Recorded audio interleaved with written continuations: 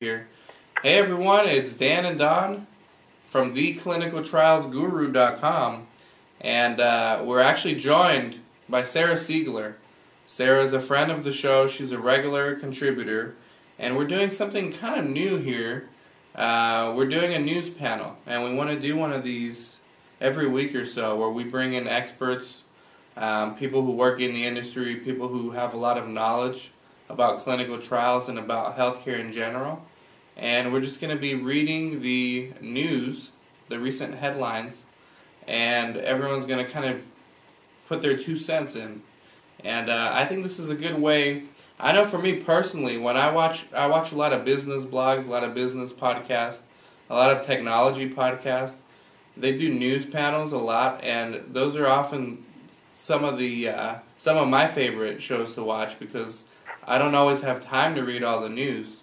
So I like to just kind of go somewhere where I can kind of watch people talking about the headlines, kind of curating the content for me. So hopefully we can do a little bit of that for you guys out there today as it relates to clinical trials and things like that. So welcome aboard, Sara. Well, thank you. Thanks for having me. I'm excited to be a part of this new news format. Yeah, we'll see how it goes. I see that it would be a good way to wrap up some, big headlines and stories from previous weeks. Yeah, I mean, I did it because, I find myself watching all these tech blogs, and I don't have time to watch every interview they do, but the news panels are the ones I always want to make sure I watch. And I actually learn a lot. So hopefully people can get the same type of satisfaction here. And so the first news story is actually this doctor in Serbia. He was an oncologist. Sara, you might like this one. It's an oncologist in Serbia. And he actually got in a lot of trouble as I'm pulling up the article here. A cautionary tale of what happened to a Serbian physician who accepted bribes from pharma companies. So, and I'll have the links to all these articles on here as well. Doctor accused of cancer drugs fraud commits suicide. And it's in Belgrade. It says a doctor charged with accepting bribes from pharmaceutical companies selling cancer drugs has been found dead. Former head of the Institute of Radiology and Oncology in Belgrade. So this is like big time stuff. This guy was not just an average doctor. He was like in charge of radiology and oncology in that nation's capital. He was undergoing trial but was released from custody for the duration of the court process. He was forbidden to leave his place of residence and was fitted with an electronic surveillance bracelet to monitor his movements. He and 8 others were facing charges accused of, from 2007 till 2009, colluding with pharmaceutical companies to supply them in advance with information on the amount of needed cytostatic drugs and on public procurement plans for the purchase of said medication. And he accepted bribes from the pharma companies in exchange for doing these things. So what are your thoughts on this, Don? Well, I think it's shame on the pharmaceutical company for offering bribes. Well, here's my question, though. How do you distinguish a bribe from, say, a speaking fee?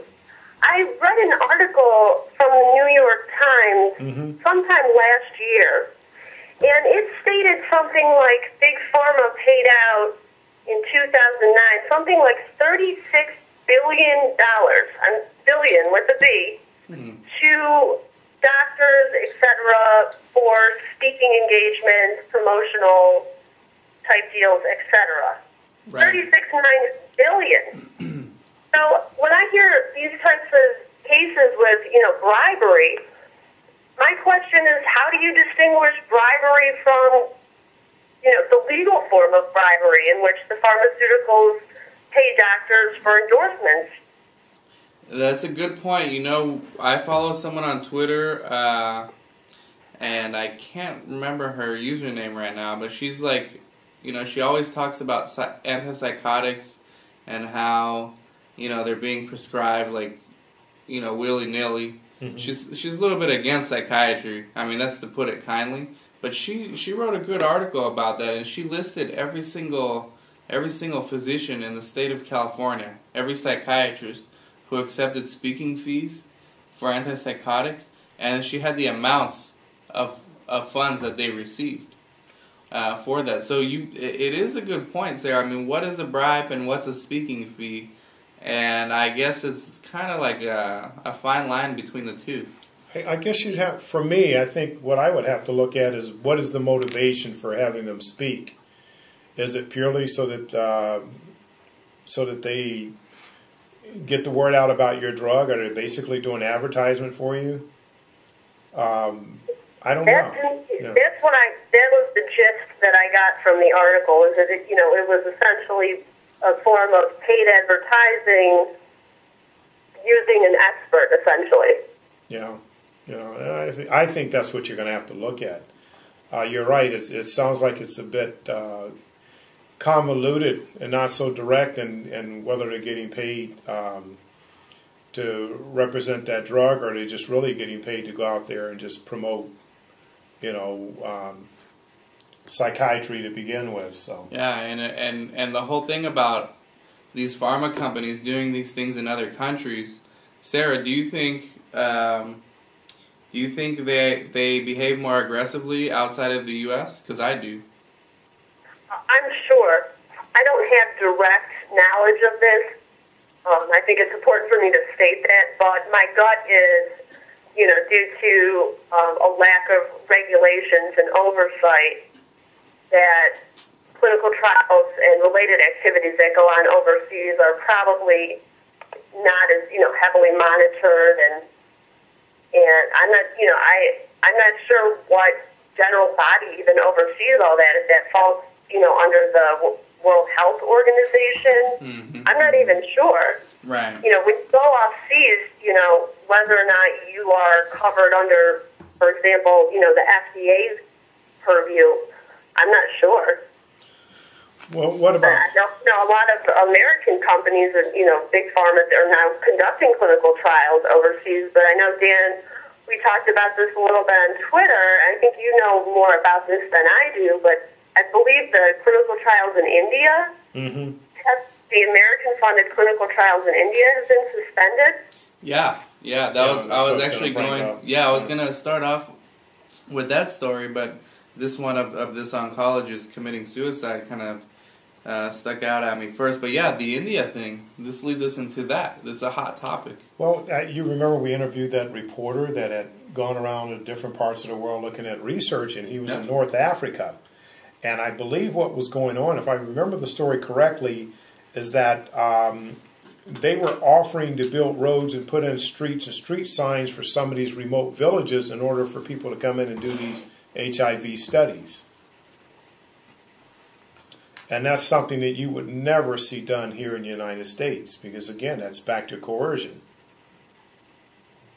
Yeah, these things, there's definitely, and there's a lot of funny things going on in India, and it looks like the CROs, there was tons of articles this week about the CROs and how they're a little bit upset at the Indian government for shutting down or putting a pause on clinical trial activities in India because it's screwing up their studies. Do we know exactly why they put the pause on? Have they been transparent about that?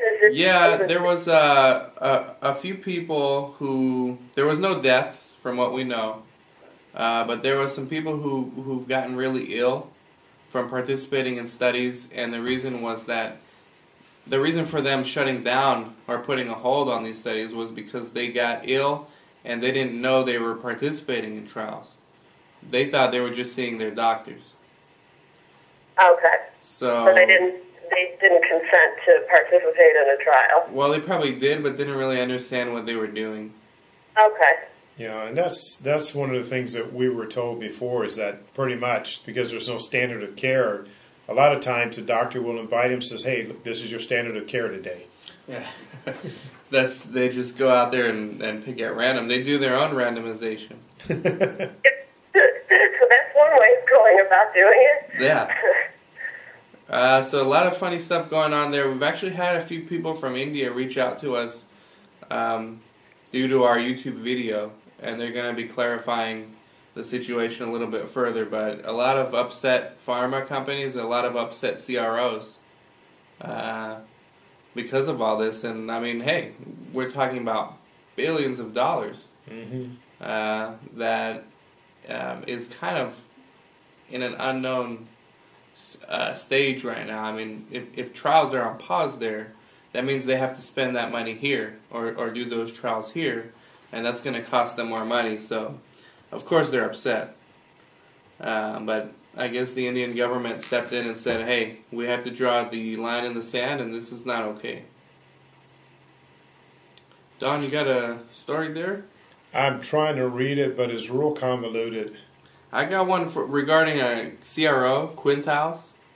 So Quintiles forms digital patient unit to directly engage patients and patient communities.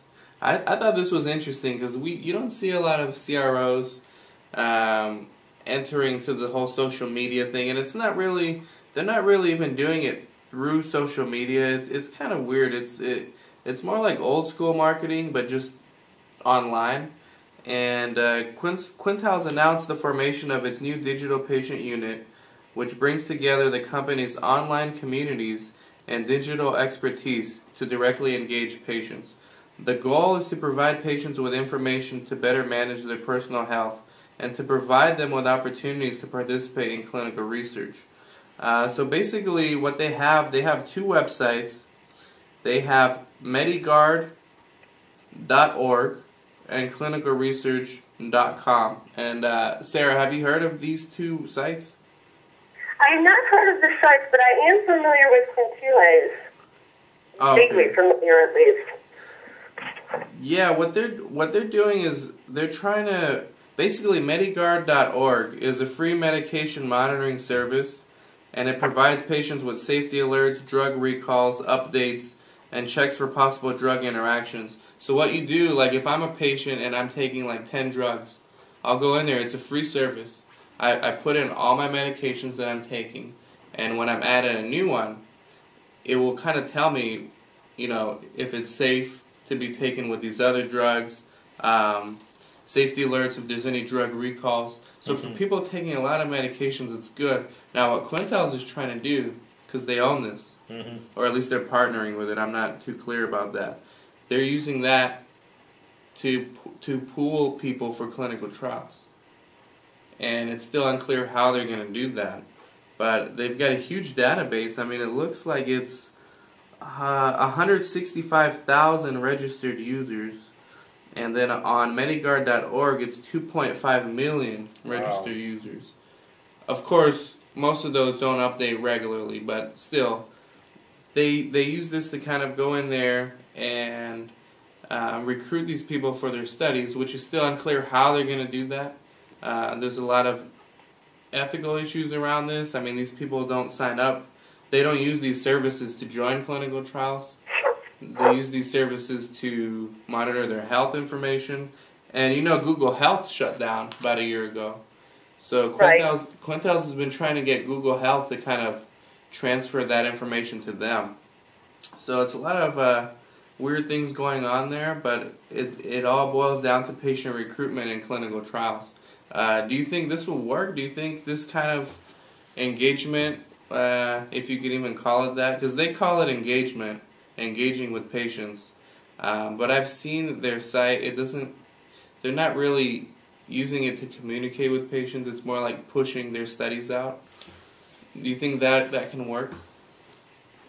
Well, I think, you're right in that it depends on how they go about doing that. Just off the top of my head, I have a few concerns. Well, if they have, for example, 2.5 million users registered, do they go in and mine data provided by these users to possibly identify disease conditions, which they could possibly, qualify for a clinical trial? I mean, with these types of things, even though the information is voluntarily given up, I wonder a little bit with, privacy laws and everything like that, with between HIPAA, high tech, and the Right to Privacy Act of 1974.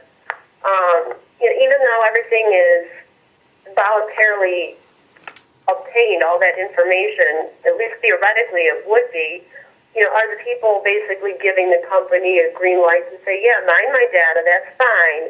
And then, based on what you find, if you have a clinical trial that I may qualify for, then, put me in contact.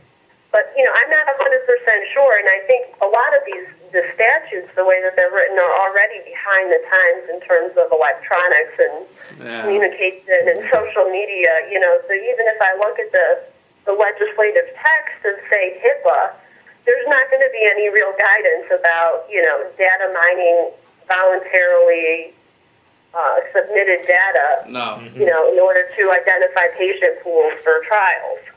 No, exactly. And here's kind of the heart of the article. It says, at the core of Quintile's new digital patient unit is its ability to recruit patients by combing the digital universe for patients seeking information to manage their health at its two communities. So that's MediGuard and clinicalresearch.com. Quintile's recently initiated a campaign to encourage former Google Health users to its MediGuard online medication monitoring service. So these people, again, they're going in there, uploading their health information. They don't necessarily know anything about clinical trials. They don't even know who Quintiles is. But Quintiles is essentially trying to use this data to recruit for their studies. Well, I think that's a big coup for them if they can accomplish that, because as you were indicating, they can now go to Big Pharma and say, hey, look, whatever indication you want, look what we have. We've got, if you need people for diabetes or people for asthma or for psychiatry, we have X amount of people that can be accessed. But you think it's the right way to go about it? Because these people are signing up for these free services. They don't know anything about clinical trials. They want to see when their drug recalls, when their drugs are being recalled, if their drugs are interacting with each other in negative ways. They don't want to be approached for clinical trials. It can be a slick way of advertising. Exactly. Yeah, so I don't know. I don't know if that's going to work. I don't know if there's going to be some backlash there and then people just stop using the service altogether. I think there could very well be, because of privacy, because if you, I think it has to do with the intent. If you put your information in thinking that it's just simply going to be, for example, with the MediGuard.org, a medication monitoring service, and then all of a sudden you're getting, contacted about clinical trials for medications that you're not on, that you did not sign up for that website to monitor, some people may be happy, and some people may think that their privacy has been invaded. I think a lot of it, I think the legal implications of these will have to do with the user agreement. Well, you have for the people who sign up for those sites, and what exactly, it says, and what you authorize, the use of your data, basically. Yeah, and you have to ask yourself is exactly what preparation do they go through to cover themselves in that in the legal area. And unfortunately, with a lot of, these trials, I've seen some consent forms and stuff that have come through that legally I don't think are very good. For example, with one of the Cancer and Leukemia Group B trials, actually, this goes back to one of our very first interviews. In fact, I think it was the first interview that I did with you two, in which we talked about genetic testing in cancer clinical trials. Well, come to find out, in 2011, the group that I used to work for, the Cancer and Leukemia Group B, they amended their consent form. Because remember how I told you that patients were not asked, to provide consent for certain genetic testing that they were doing anyways? So they drafted an addendum to the model consent form and included it in later versions of the protocol, and the addendum specifically has to do with consenting for genetic testing. Yeah. And that, to me, proves that my original point that the, model consent that was originally included in the trial when I was monitoring it pre the informed consent addenda really legally had a lot of issues. And they're trying, to go back now and fix some of these things, but And you bring up a good point. Sometimes when it comes to clinical trials, it seems like the legal problems and, the possible legal implications are put on the back burner. Right. And that comes back to bite some of these pharmaceutical companies in the behind. Yep. I don't know if you've been paying attention to some of the big whistleblower suits that have come down, but almost all of the big pharmaceutical companies have been hit with a big-time whistleblower suit within the past decade and, have ended up paying very large settlements to make these cases go away. Yeah, there's definitely lots of issues there. I mean, basically, I guess what this whole quintiles and using these medical programs is kind of, do you need a consent for pre-screening these patients? Because essentially the purpose of these websites is to pre-screen people for clinical trials, but they don't even know what the purpose is. And I'm sure when they sign up, there's fine print, but which nobody reads. But that's what could make or break a legal case in terms of, especially if you're looking at, for example, privacy rights with data mining, in terms of these databases. Yeah. It's that will print that user agreement that will be, the probably most important document if a suit like that were to come up. Yeah. It does bring about a lot of issues. I think HIPAA laws on the internet is a whole new exploration. But I'm just looking at just a quick commentary here from Forbes.com, the best big drug companies of 2011. Looks like there's a key of them that have made quite a bit of money, had a 15% increase in share prices. They list Bristol Myers Squibb, Pfizer, Abbott Laboratories, Eli Lilly. They all managed to carve out a good piece of the shares for themselves. So it sounds like they're doing well. Yeah, the drug companies, making profits has never been an issue. A lot of their recent blockbusters have gone generic, so we're actually seeing an explosion of clinical trials right now because everyone's racing to find that next big blockbuster. So for those of you who work in the industry, I bet you can relate. I mean, we're seeing studies every day, new study offers. So there's a lot of new clinical trials coming down the pipeline, and I think it's especially important that study participants or people who we would hope to be study participants get more educated on what clinical trials are. And I guess this whole thing of what Quintiles is doing is not really educating them. When it's all said and done, nothing is being done to educate these people. Well, here's what I see in my mind, looking at it from a non-clinical perspective. This is a collection of data. And you can only do one thing with that data, and that's either build some sort of stats that you're going to use for some sort of scientific output, or you're going to use it for some sort of monetary gain and being able to sell people things. That's the only way I see it. Yeah. I mean, it's all about the money, educating patients, educating potential study participants. It should be done, of course, to increase trial enrollment and trial participation. So we're not doing it to be Mother Teresa. Right. But the way these guys are doing it, there's a difference between educating someone on what is a clinical trial and then asking them if they'd like to join or learn more about it versus enter your medical information here. You can use it to get information about drug recalls. And it's a free service.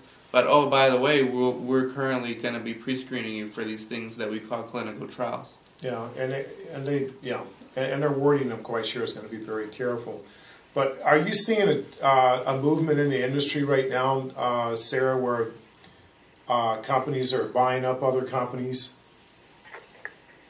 Well, yeah, I've seen a lot of mergers and all of that. And for example, I saw one company decide to drop its stem cell unit, for example, to focus on chemotherapy, which I personally think is a huge mistake.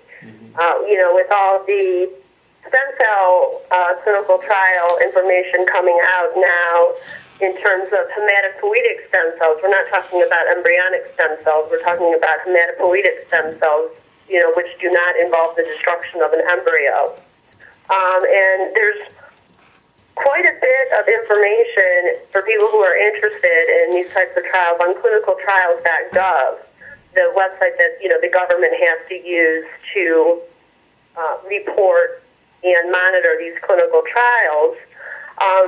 But a lot of these companies, it seems to me like they'll put all their eggs in one basket in terms of one drug, and then if it doesn't work, the company falls apart. So I have been watching, for example, on like Fierce Biotech. I don't know if you follow them on Twitter or receive any of their email updates. They do a lot of market watching in terms of mergers, acquisitions, all of that pertains to big pharma. And it's a big driving factor. We talked in our last interview. We talked about patent law and how that affects big pharma. So all of these issues. The reason I'm going there, sort of transition from where we're at. It actually, for me, it ties back in. It sounds like a lot of the CROs, as well as even a lot of the investigational sites who are trying to grow, are trying to become a one-stop shop for pharma. And again, it could be another reason that they're trying to collect all this information. Mm-hmm. Yeah, there's a lot going on in the industry that people with much higher pay scales than us are probably wheeling and dealing right now. But from where I'm sitting and from where Don's sitting, you definitely get the sense that there's a lot of activity going on, a lot of consolidation, and we'll see who the winners and losers are out of all this. I mean, I know you made a video about this, Don. You think the smaller sites are going to be the losers eventually, right? I think so, and I think eventually the smaller sites that do survive will be the sites that will be the add-on sites when they're not really getting the enrollments that they want from the larger sites. But I think eventually you're going to have just the larger sites that can provide, a variety of different services or different studies. Now, here's something I wanted to ask you, Sarah, in regards to social media. Okay, because we're going to have all these consolidations, and there's going to be, like, instead of thousands of small clinical trial companies, you're going to have maybe hundreds of huge ones. None of them, even in 2012, really use social media at all. Whether it's to attract new talent to join their teams or to find study participants. What do you think about all that, and how important do you think social media is to this industry going forward? Well, I think social media is really important. I have seen, for example, the group that I used to work for has merged into a bigger group that's referred to as the Alliance Network for Clinical Trials in Oncology. And the Alliance Network has both a Facebook and a Twitter account.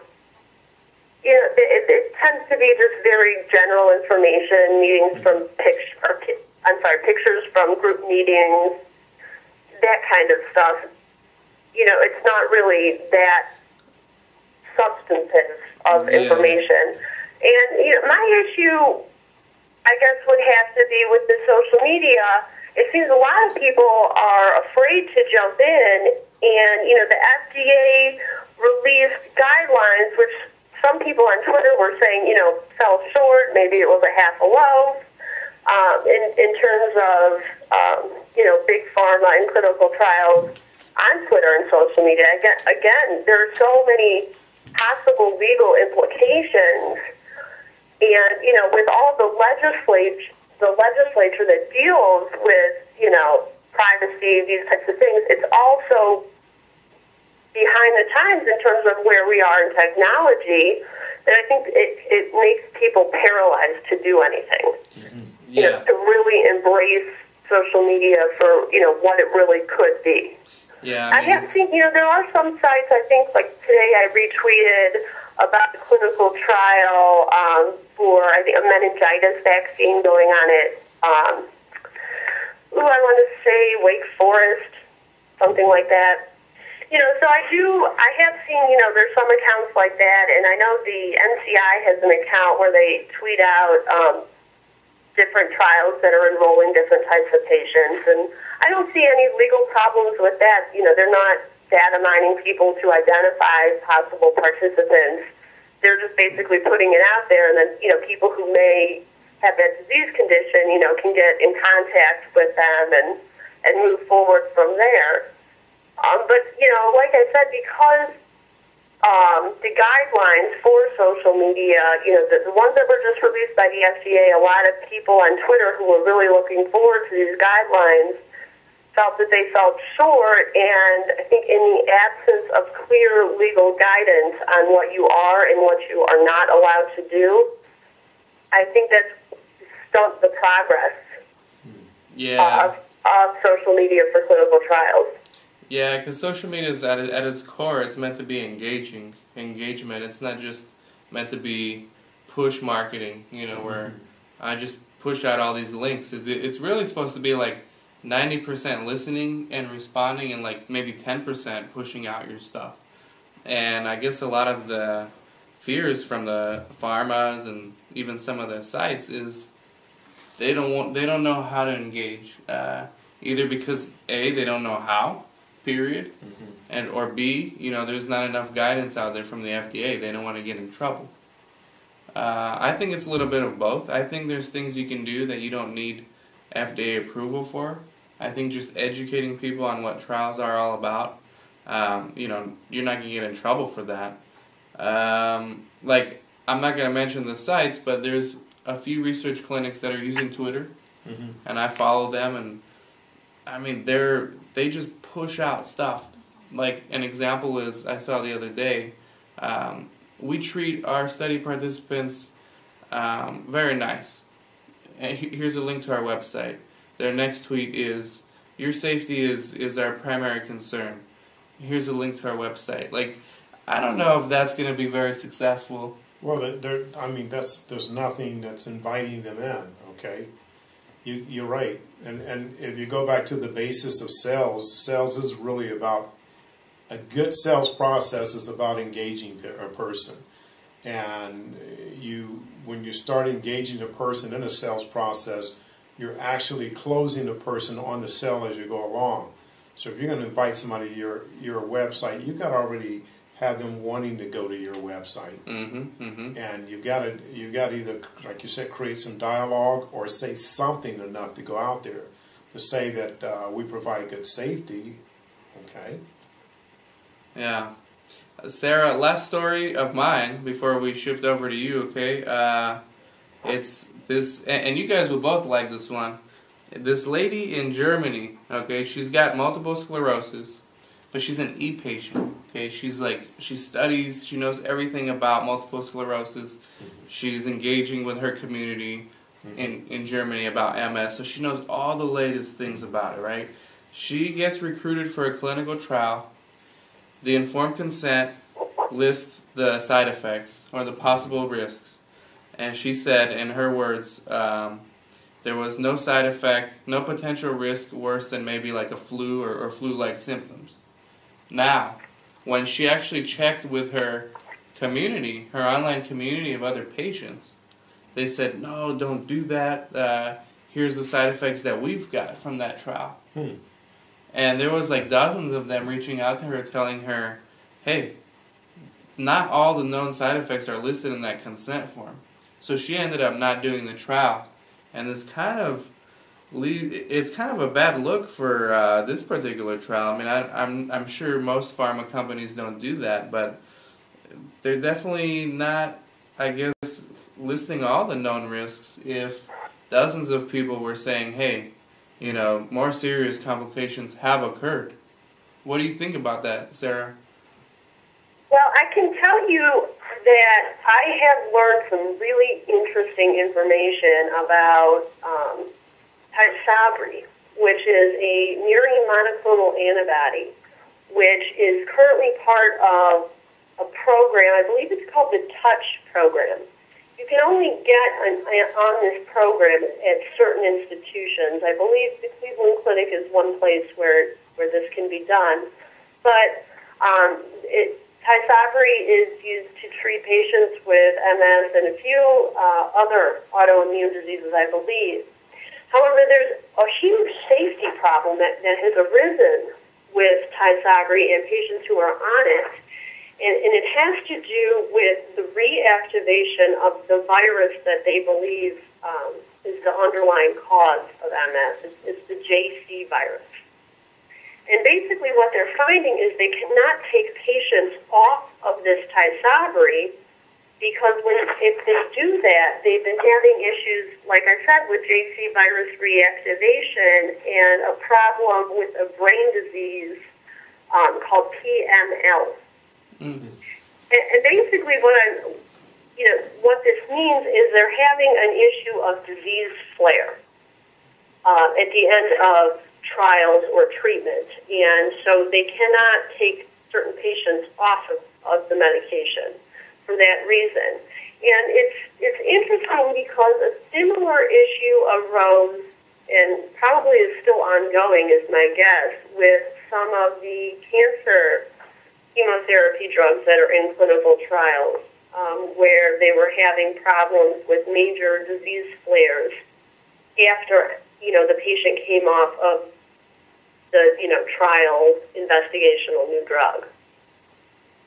So that's really interesting, and it's interesting to me with MS. First of all, like I said, you can't even get access. Again, here we go with the access issue, which is why, for example, Senator Brown authored the Access to Cancer Clinical Trials Act of 2009, because here we go again with only high-level institutions, and only a handful of them are able to conduct some of these trials and programs, such as the Touch program with MS. Mm-hmm. So it's interesting that you bring that up, because immediately I start thinking about MS treatment, and I start thinking about all these awful side effects or possible adverse events. Yeah.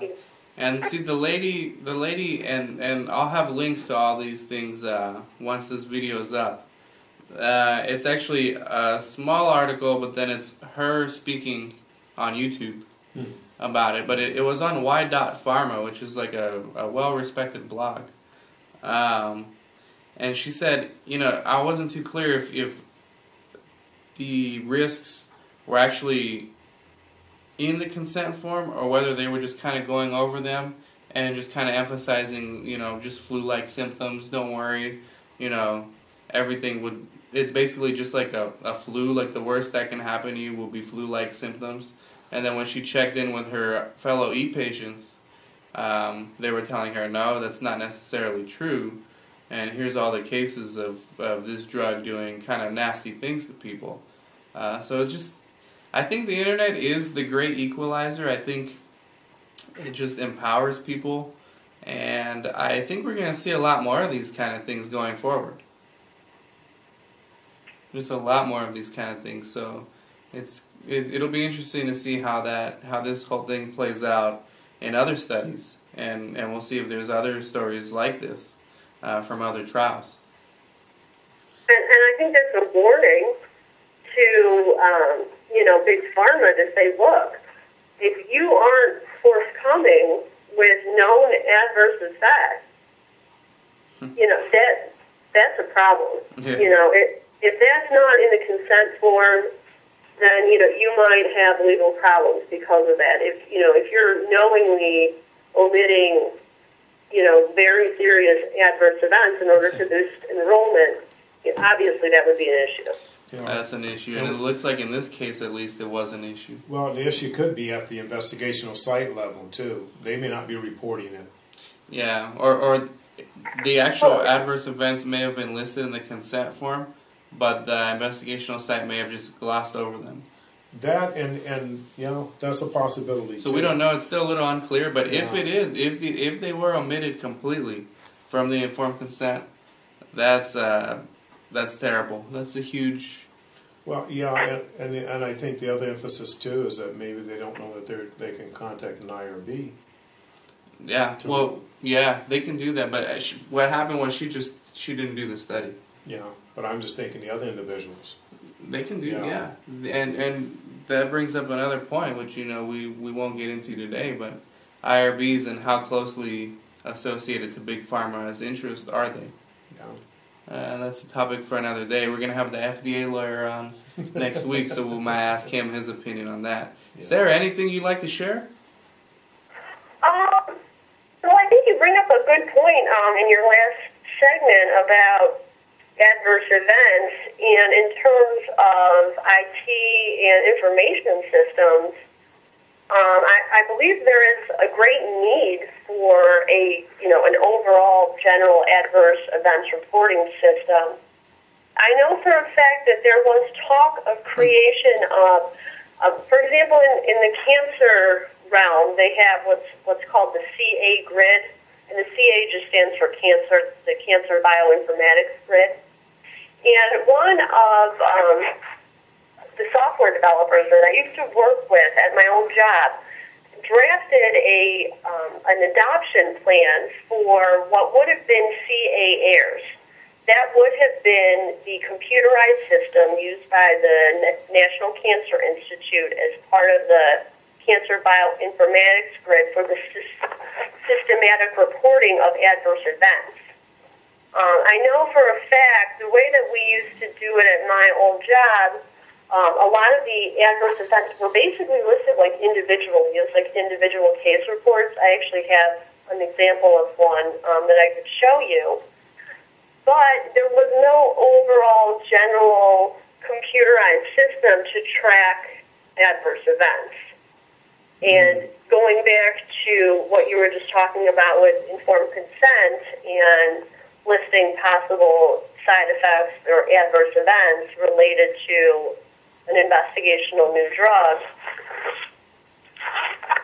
basically there is a large need for some sort of overarching computerized system, because the way that it's done now, it's so broken and so piecemeal that I don't really understand how the FDA has any overall picture in terms of adverse events going on. You know what I'm saying? Yeah. When everything is listed so individually, and you're not looking at it like in a big spreadsheet, or if you're not able to properly visualize the data sets, then you could have adverse events that are happening go under the radar, and I think that happens. I'm sure it does, and again, the internet and this digital age we're living in, where information is easily accessible, it's gonna break down a lot of walls that pharma may have either put up intentionally or just inadvertently, and I think we'll see a lot of change, but there's gonna have to be a lot of education. I think a lot of education, and I think you have to have a changing of the guards. I think the other thing you deal with just in industry overall is you're dealing with an older group of people that didn't grow up with the computer, and you have a new generation that's coming into position that grew up with the computer, and they look at it differently. It's looked at completely differently, and I think you're going to have that. They're going to be a little bit more open to utilizing the internet for a lot of the services. I mean, we already had that conversation with Craig Lisbeth about research in a box.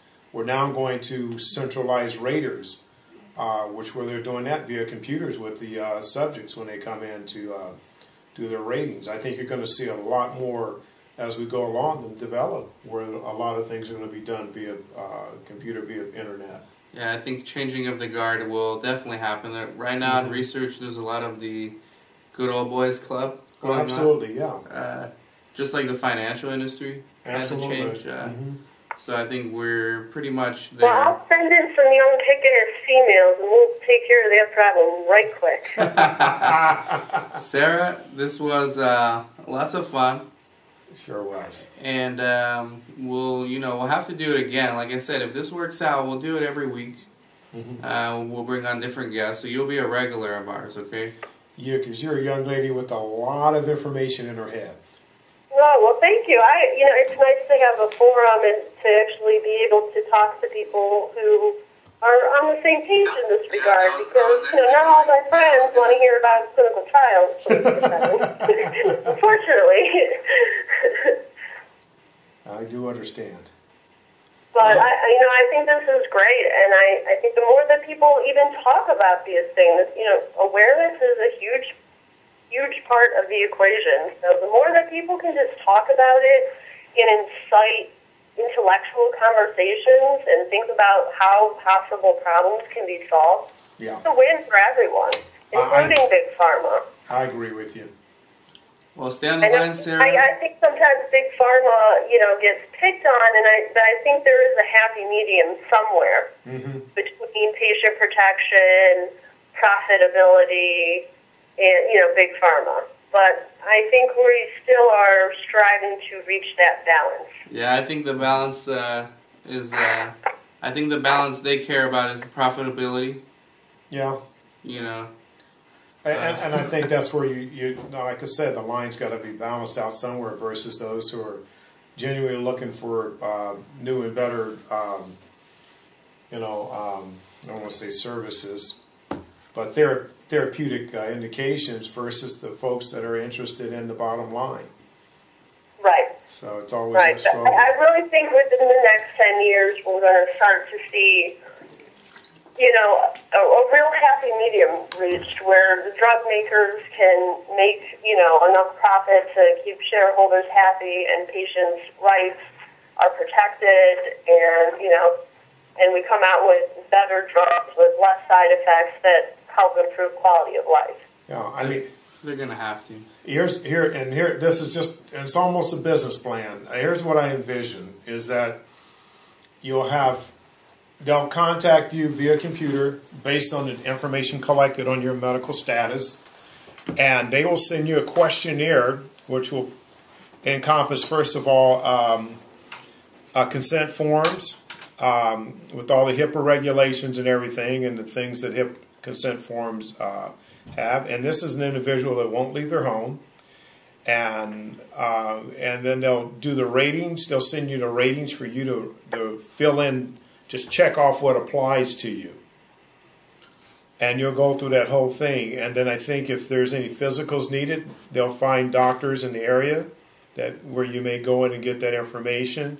You can direct them to whoever your psychiatrist or primary care physician or whatever physician they need to get for supporting information, and then they'll contact them for that information.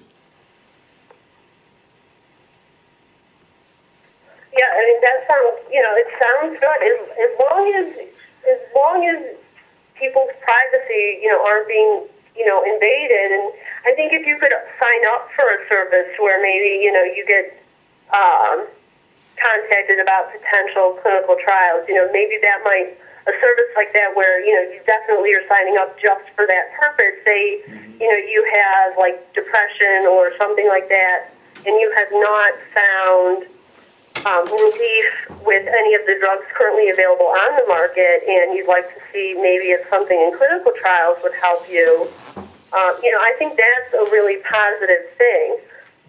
But, again, I think it comes down to user agreement and what the patients allow their medical information to be disclosed for, what purposes, clinical trials, that kind of stuff. But and maybe there's a niche for, a service that directly matches patients with trials that they might qualify for.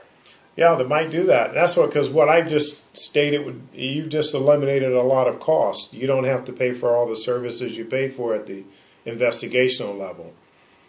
Right. And, as long as people are volunteering, their information, then I don't see any blatant legal issue with that. Again, I'm not an attorney, so please take my advice with a grain of salt.